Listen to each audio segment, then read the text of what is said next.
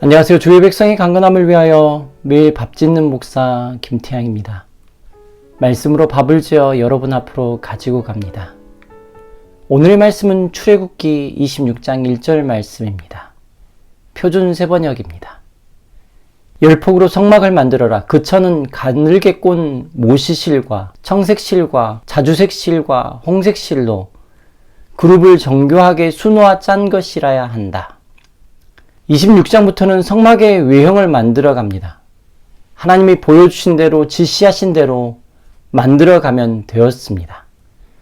그 모든 것을 하나님의 백성이 헌금한 것으로 만들어가는 모습을 볼 수 있습니다. 하나님의 지시하시고 인도하시는 것에는 하찮은 것이 없었습니다. 26장 1절 말씀입니다. 열폭으로 성막을 만들어라. 그 천은 가늘게 꼰 모시실과 청색실과 자주색실과 홍색실로 그룹을 정교하게 수놓아 짠 것이라야 한다. 그것은 신중하게 만들어진 예술품이었습니다. 히브리 단어에서 그대로 볼 수 있습니다. 여기에 만들다라는 단어로 쓰인 미야세의 명사형은 아사입니다. 작품, 예술품을 의미합니다. 장인의 손에 들려져 정교하게 예술품이 되어지는 것을 이야기합니다. 마치 먼지가 하나님의 손에 들려져 사람의 모형이 되고 하나님의 숨결이 그에게 불어넣어져 살아있는 사람이 된 것과 같은 모습입니다. 성막을 만들어가는 모든 과정이 하나님의 백성들이 실제를 보기 전까지는 상상할 수 없는 일들이었습니다. 그들의 손에 의해서 하나님께 예물로 드려진 것이 이렇게 변해가는 것이었습니다. 거룩이 바로 이런 것 아닐까요? 폭과 넓이를 맞추기 위해 잘려져 나가고 열폭의 천이 이어지고 연결되어져서 성막이 되어져 가는 것 말입니다. 그렇게만 완성이 되어지는 것이 아니라 덮개가 더 만들어지는 것을 볼 수 있습니다. 7절입니다. 성막 위에 덮을 천막은 염소털로 짠 11폭의 천으로 만들어야 한다. 14절입니다. 천막 덮개를 2개 더 만들어라. 하나는 붉게 물들인 순양 가죽으로 만들어라. 그 위에 덮을 또 다른 덮개는 돌고래 가죽으로 만들어라. 이건 모두도 예물로 하나님께 바쳐진 것이었습니다.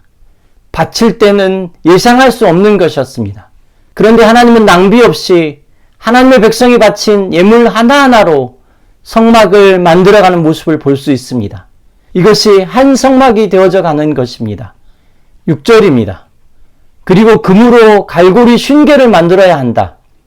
이 갈고리로 2벌 천을 서로 이어 한 성막을 이루게 하여라.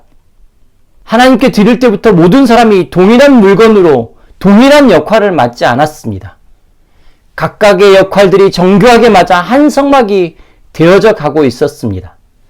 더 귀한 것도 더 쓸모없는 것도 없습니다. 모두 귀하고 모두 쓸모 있습니다. 이렇게 한 성막이 지어져 갑니다. 에베소서 2장 18절 말씀입니다. 이방 사람과 유대 사람 모두 그리스도로 말미암아 한 성령 안에서 아버지께로 나아가게 되었습니다. 우리가 그 교회를 경험하고 있나요? 각각의 위치에서 사용되어지고 연결되면서 지어져 가는 모습 말입니다. 이 시간 다 함께 기도하겠습니다. 하나님의 거룩으로 우리가 지어져 갑니다.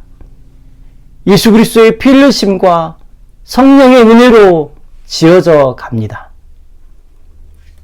우리가 주님 앞에서 얼마나 소중한 존재인지를 알게 하여 주시고 우리 각각이 어떻게 우리의 역할을 해나가면서 함께 지어져 가는지를 알게 하여 주옵소서. 예수님의 거룩하신 이름으로 기도드립니다. 아멘.